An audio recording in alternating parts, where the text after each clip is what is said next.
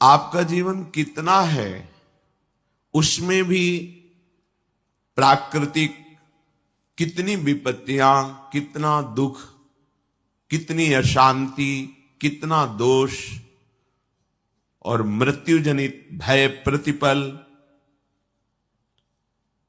इतने से ही नहीं हो जाएगा। फिर नया जन्म, फिर वही दुख सुख शांति, फिर नया जन्म, कब तक चलेगा? कभी तो विचार करो, किस छोटी सी आयु में मुझे कितनी बड़ी वस्तु प्राप्त करने का समय दिया गया। बहुत छोटी आयु है ये। कल आपने श्रवण किया समय का, काल का वर्णन, कि ब्रह्मा की भी आयु भगवान के काल चक्र के नीचे ही है। ब्रह्मा का भी नाश हो जाता है। फिर हम सब ब्रह्मा के रचे हुए बहुत अल्प आयु वाले हैं, अल्प बुद्धि वाले हैं, अल्प भोगों में ही सुख मान लेने वाले हैं। इसलिए श्री भगवान कहते हैं कि यदि मेरा आश्रय लेकर निरंतर भजन करोगे तो इस संसार चक्र में नहीं आना पड़ेगा। ये बड़ा भयावह संसार चक्र है। आपको माया भुलाए हुए है, इसीलिए बहुत प्रिय लग रहा है। मरने से भय इसीलिए लग रहा है, शरीर प्रिय है, शरीर के भोग प्रिय है, शरीर के संबंधी प्रिय हैं, ऐसा हमें भ्रम हो गया है। ना शरीर है, न शरीर के भोग है, न शरीर संबंधी, एकमात्र सच्चिदानंद भगवान है। ये सब मायाकृत नाटक है, जादू का तमाशा है। जेहि जाने जग जाए हेराई, जागे जथा स्वप्न भ्रम जाई। ये भ्रमात्मक सृष्टि तब तक तुम्हें लुभाती रहेगी जब तक प्रभु श्री हरि के चरणों का आश्रय लेकर नाम जप नहीं करोगे। नाम जप के द्वारा ही मायामल का नाश होता है, सिद्ध बात समझ लीजिए। आ ब्रह्म स्तंभ पर्यंतम सर्वम मायामयम जगत, सत्यम सत्यम पुनः सत्यम हरिर्नामैव केवलम। केवल हरि का नाम ही तुम्हें इस असत्य प्रपंच से निकाल सकता है, और वो हरि नाम गुरु कृपा से प्राप्त होता है। गुरु कृपा से उसमें रुचि होती है, गुरु कृपा से हरि नाम प्रकाशित हो जाता है। उसी प्रकाश में हम देखते हैं ये संसार स्वप्न है, ये भ्रम है। उमा कहूं मैं अनुभव अपना, सत हरि भजन जगत सब सपना। जिसे हम सत्य मान रहे हैं, भगवान शिव कह रहे हैं कि ये स्वप्न है। जैसे स्वप्न में नाना प्रकार के राग द्वेष जनित वृत्तियों का खेल देखते हैं, जगते हैं तो न कोई व्यक्ति मित्र होता है, न शत्रु होता है, न अच्छा होता है, न बुरा होता है, कुछ होता ही नहीं है। ऐसे ही बिल्कुल यहां वैसा ही है, पर मोह की नींद में सो रहे हैं। इसलिए ये संकल्प विकल्प नानात्व, राग द्वेष, मान अपमान, सुख दुख, ये भास रहा है नहीं। विशुद्ध ज्ञान होने पर एकमात्र ब्रह्म के सिवा कुछ नहीं, वही ब्रह्म हमारा स्वरूप है। विशुद्ध भक्ति के परिणाम स्वरूप एकमात्र प्रीतम प्रियालाल के सिवा कुछ नहीं है, और वो प्रियालाल हमारे हृदय हैं, हमारी आत्मा है, हमारे प्राण हैं, हमारे जीवन हैं। तो किसी एक मार्ग का जब अवलंबन ले लिया जाता है तो ये माया भ्रम नष्ट हो जाता है। श्री भगवान कह रहे हैं अव्यक्ताद्य व्यक्तयः सर्वाः प्रभवन्त्यः रागमे रात्र्यागमे प्रलीयन्ते तत्रैवाव्यक्त संज्ञके। ब्रह्मा जी का दिन जब प्रातः काल होता है तो जैसे एक दुकानदार अपनी दुकान फैलाना शुरू कर देता है, ऐसे ही त्रिगुण अहंकार के द्वारा इस सृष्टि की रचना होती है। सतोगुण जनित, रजोगुण जनित, तमोगुण जनित, तीनों प्रकार की प्रकृति के अलग अलग स्वभाव, अलग अलग प्रभाव, पर आत्मस्वरूप एक है। ये प्रकृति का प्रभाव है। पंचभूत, मन, बुद्धि, अहंकार, ये अष्टधा अपरा प्रकृति है। और जीव भगवान सच्चिदानंद श्री हरि का अंश है, भगवत स्वरूप है। पूरे दिन ये सृष्टि का विस्तार होता रहता है। फिर जब रात्रि का समय आता है उसे प्रलय कहते हैं। ब्रह्मा जी का समय 4 अरब 32 करोड़ वर्ष का एक दिन होता है। अपने मनुष्य वर्ष से 4 अरब 32 करोड़ वर्ष का एक दिन होता है और 4 अरब 32 करोड़ वर्ष की एक रात्रि होती है। दिन में सजाते हैं संसार को और रात्रि में प्रलय होती है। ऐसे एक दिन रात फिर एक वर्ष, ऐसे 100 वर्ष की आयु ब्रह्मा जी की। जब 100 वर्ष की आयु होती तब महाप्रलय होता है, ब्रह्मा का भी नाश हो जाता है। नाश का तात्पर्य जो ब्रह्मा स्वरूप है वो भी लय होकर हरि में लीन हो जाता है। केवल हरि, केवल हरि, दूसरा कोई नहीं। तो जब रात्रि का समय आता है 4 अरब 32 करोड़ वर्ष बाद, तब प्रलय होती है। कितना भयानक कष्ट है प्रलय में। हमें तो कष्ट ही कष्ट है। अगर मुक्त नहीं होते तो कष्ट ही, मरना कष्ट, जीना कष्ट, फिर जन्मना कष्ट, फिर रोग कष्ट, विषाद, हर्ष, शोक, भय, मान, अपमान, पूरा जीवन, पूरे जन्म के जन्म जब विचार करके देखो तो यहां कष्ट के सिवा कुछ हाथ नहीं लगता है। पूरा जीवन हो गया कमा के, मर गए, फिर कुछ नहीं, फिर नई पढ़ाई, नई योग्यता, नया धन, नया परिवार, फिर मर गए, फिर कब से चल रहा है। अच्छा, ये ही चलता रहे, इतना ही नहीं, एक बार इसके बाद फिर प्रलय होता है। प्रलय में कैसी भयावह स्थिति होती, भय ही भय है। इसलिए भगवत प्राप्ति अनिवार्य है, अनिवार्य, अत्यंत अनिवार्य है। जिस समय शाम होती ब्रह्मा जी की, प्रलय शुरू होता है। धातु पपलो आसन्ने व्यक्तम द्रव्य गुणात्मकम अनादि निधन कालो हव्यक्तायापकर्षति शतवर्षा हृणावृष्टिर भविष्यत्युल्बणा भुवि तत्कालोपचितोष्णार्को लोकास्त्रीन प्रतिपिष्यति। जिस समय प्रलय का समय आता है तो ये पूरी सृष्टि मूल की तरफ खिंचने लगती है, भगवान की शक्ति से समिटने लगती है। उस समय 100 वर्ष तक एक बूंद पानी नहीं बरसता, 100 वर्ष तक सूखा पड़ता है। शतवर्षा अनावृष्टि, 100 वर्ष तक एक बूंद पानी नहीं।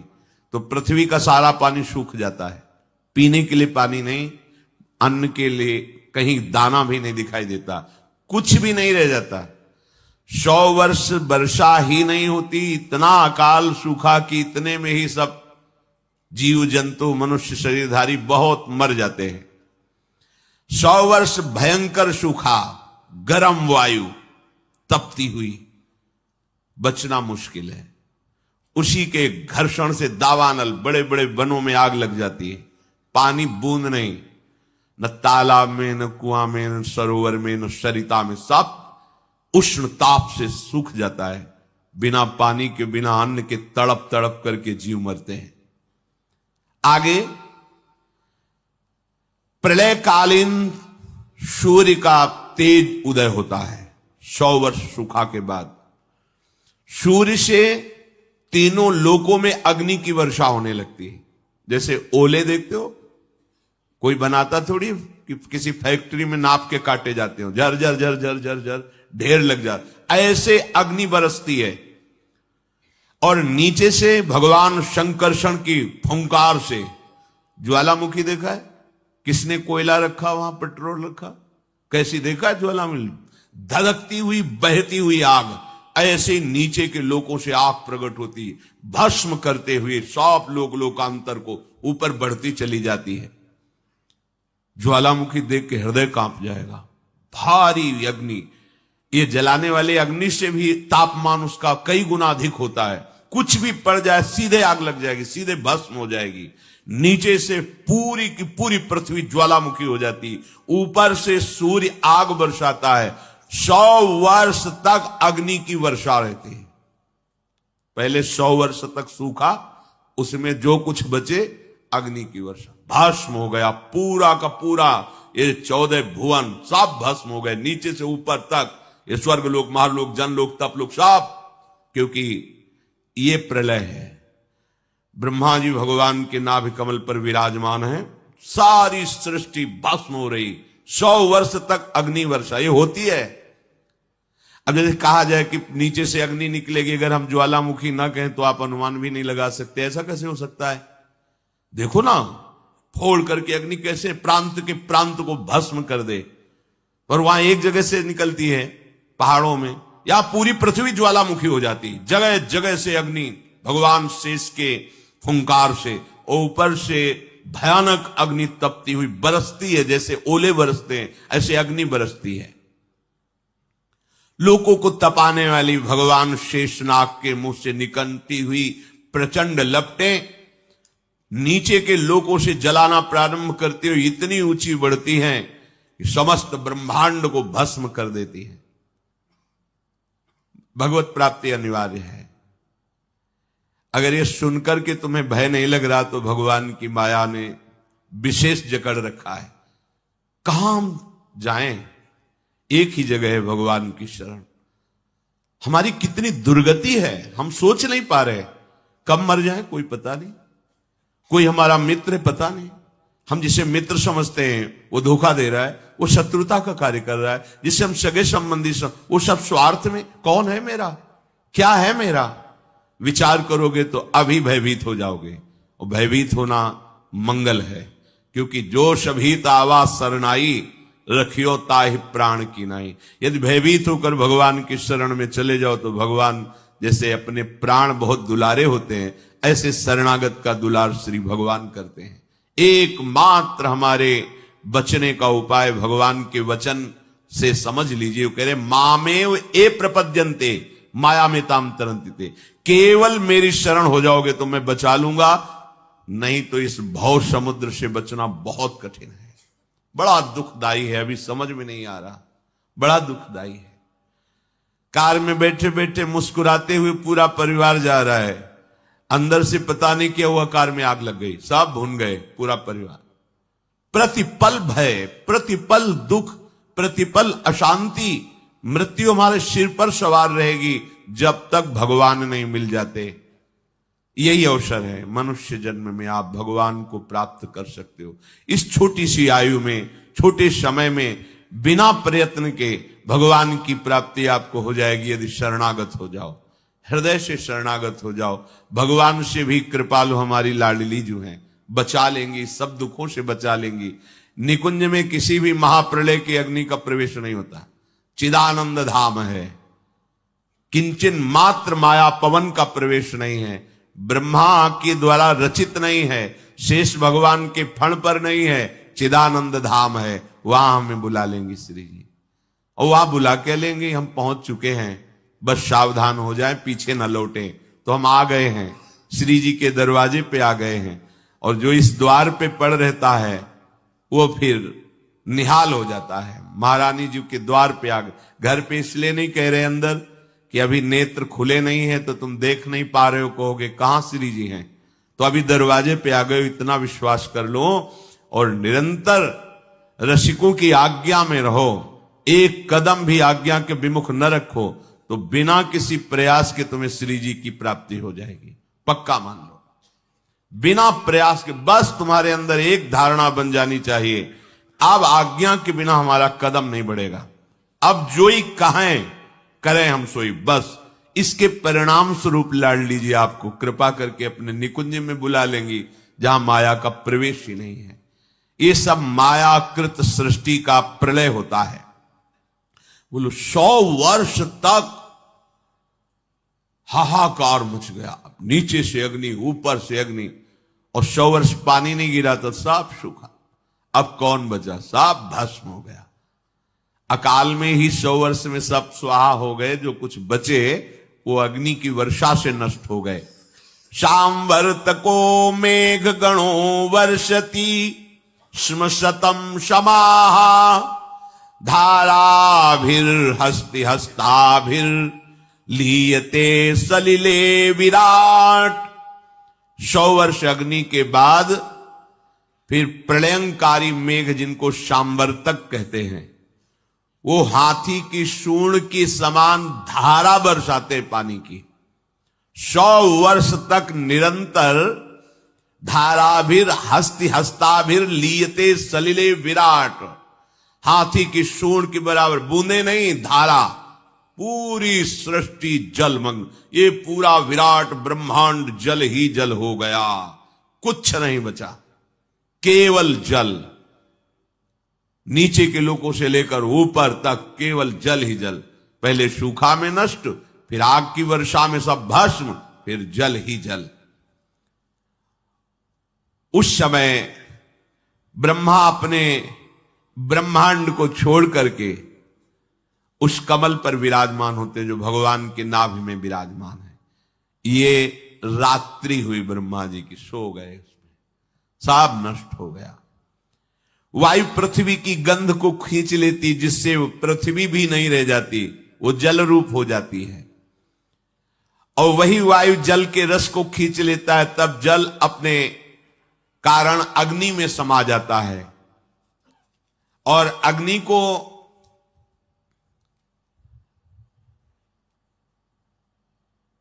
अंधकार में जितना तेज है वो सब छीन लेता है।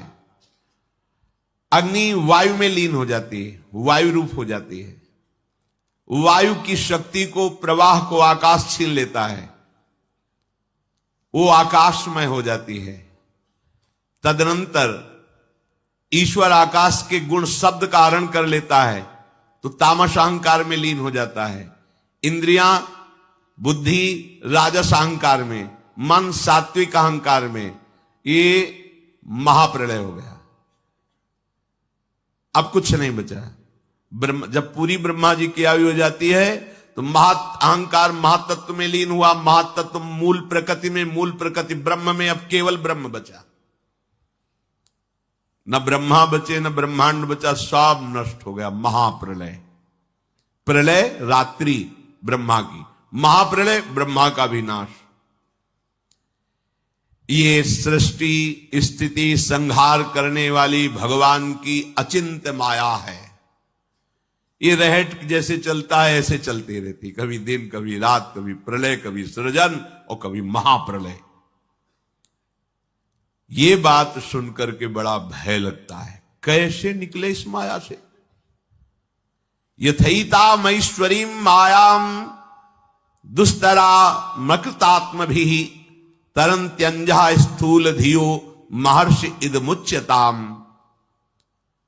हे महर्षियों, ये माया की बात सुनकर तो बड़ा डर लग गया।